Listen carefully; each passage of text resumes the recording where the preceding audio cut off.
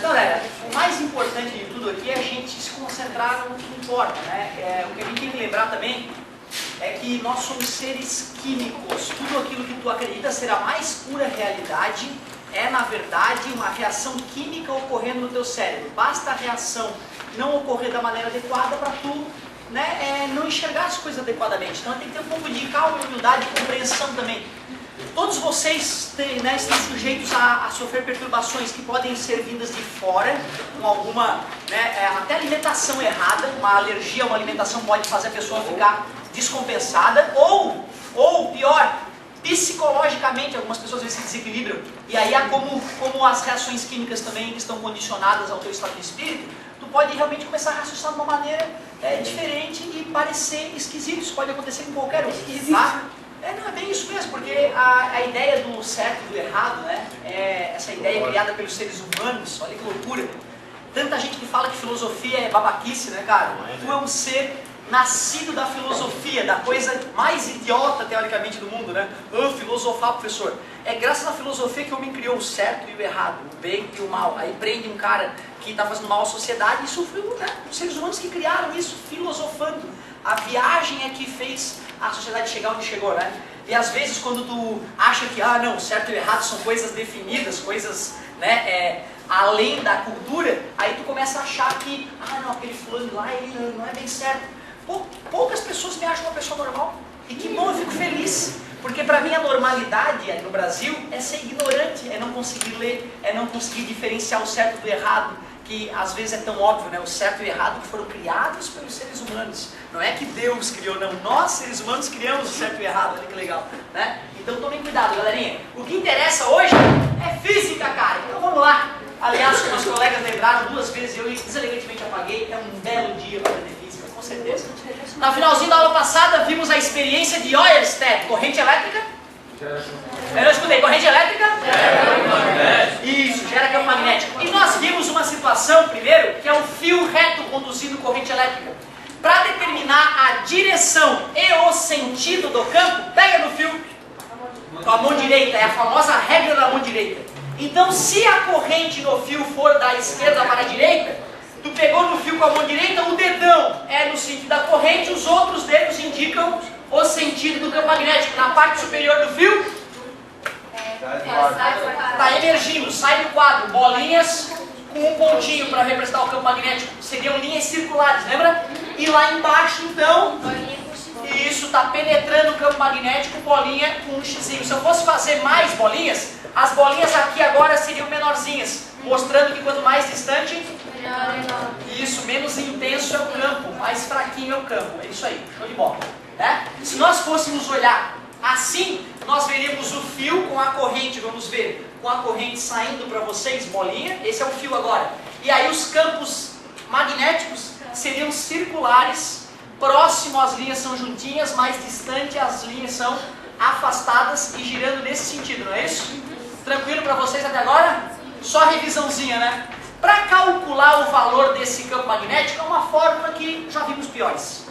Tem que saber o valor da intensidade da corrente, o I, né? Claro, né? Quanto mais I passa por esse fio, maior o efeito magnético que ele causa. Faz sentido. Tem que saber a permeabilidade magnética. Permeabilidade é o quanto deixa o campo magnético se espalhar.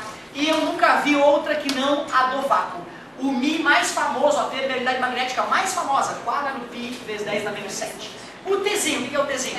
Tesla, que bonito, é a unidade de campo magnético, talvez a unidade mais nova que apareceu em nossas vidas recentemente, né? Tesla. Ótimo. E 2πr é porque a linha de campo é uma circunferência, onde o R é o raio da circunferência, que no caso aqui é a distância do fio até o ponto onde tu vai calcular o campo magnético. Nós já fizemos alguns exemplozinhos e vimos que às vezes tem 2 fios, né? Um gera campo para um lado, o outro gera campo para o outro, e tu tens que ver para onde esses vetores apontam, para ver se tu vai somar, subtrair ou fazer um Pitágoras de repente, né? Se eles forem perpendiculares. E aí no finalzinho da aula, para não perder a piadinha, eu te mostrei como é que é o caso de a gente pegar o fio e enrolar o fio. Enrolar o fio, gente, uma vez só, uma volta só. Então o fio estaria passando aqui reto, ó. desse ponto aqui é essa região do fio, as outras partes estão afastadas, tá vendo? Sim. Aí os caras pensaram, poxa, eu queria criar mais campo magnético naquele ponto.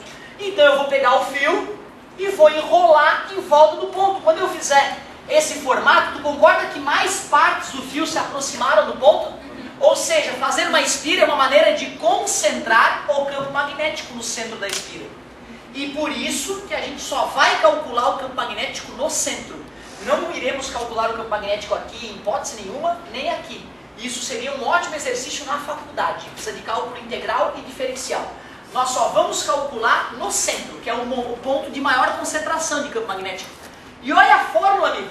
É absolutamente parecida com a anterior. A única diferença é que não tem o π. Quer dizer que ficou quantas vezes maior o campo magnético quando eu enrolei o fio em torno de um ponto? 3,14 vezes maior. 314% vezes mais forte. Beleza? Concorda comigo? Π vezes mais forte. Então, na verdade, a espira, que nada mais é que um fio disposto na forma de um círculo. Isso é uma espira. É só uma maneira de concentrar o campo magnético no interior dela. Tudo bem? Então, tem duas técnicas para descobrir qual é a fórmula. Eu, quando estava fazendo terceirão, não sabia dessa do ESPI, da espira. Não me falaram essa, não tinha essa ainda na época. Isso eu aprendi aqui no Energia com a galera dos 3, 4 anos atrás. O Zeca contou para eles, a galera me contou e eu roubei a piada, óbvio, né?